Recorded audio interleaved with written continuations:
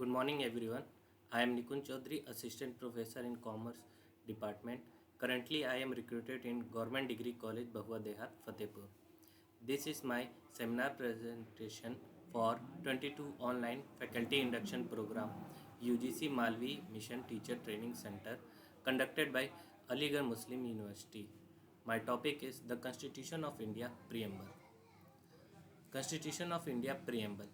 We, the people of India, having solemnly resolved to constitute India into a sovereign, socialist, secular, democratic republic, and to secure to all its citizens justice, social, economics, and political liberty of thought, expression, belief, faith, and worship, equality of status and of opportunity, and to promote among them all fraternity, assuring the dignity of the individual and the unity and integrity of the nation. In our Constituent Assembly, this 26th day of November 1949, do hereby adopt, enact, and give to ourselves thus Constitution. Introduction. The preamble of the Constitution reads like a poem on democracy. It contains the philosophy on which the entire Constitution has been built. It provides a standard to examine and evaluate any law and action of government to find out whether it is good or bad. It is the soul of the Indian Constitution. The Constitution begins with a short statement of its basic values.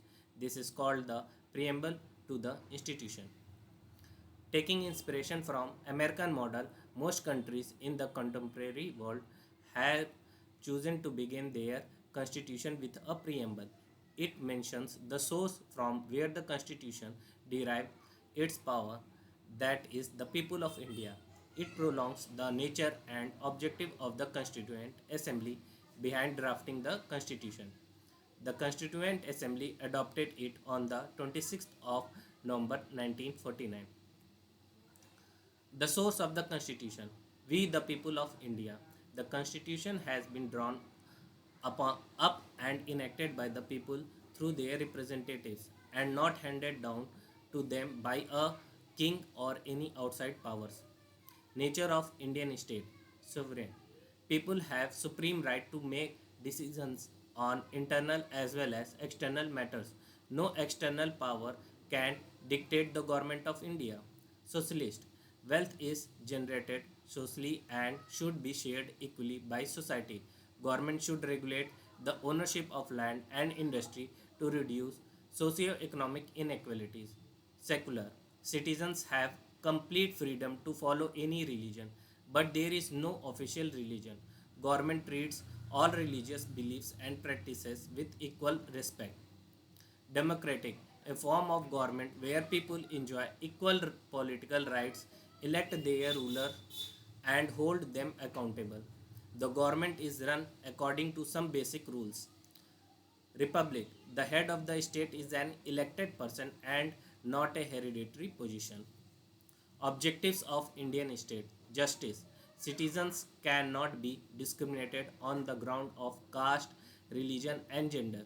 Social inequalities have to be reduced. Government should work for the welfare of all, especially of the disadvantaged groups. Liberty. There are no unreasonable restrictions on the citizens in what they think, how they wish to express their thoughts, and the way they wish to follow up their thoughts in action. Equality. All the equal before the law. The traditional social inequalities have to be ended. The government should ensure equal opportunity for all. Fraternity. All of us should behave as if we are the members of the same family. No one should treat a fellow citizen as inferior.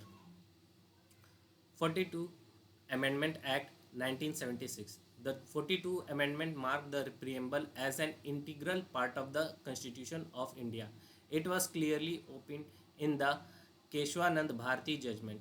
The preamble to the Constitution can be amended without amending the basic structure of the Constitution. It was the first time in history when the preamble witnessed an amendment. Under this amendment, the terms socialist, secular, and integrity were added to the preamble. Unity of the nation was modified as unity and integrity of the nation. Conclusion. The preamble of the Constitution is an introductory document summarizing the objectives and states the principles on which the legislative, executive, and judiciary are based. The status of the preamble was taken into consideration in various judgments but was eventually amendment in the Keshwanand Bharti case, which declared it as a part of the Constitution.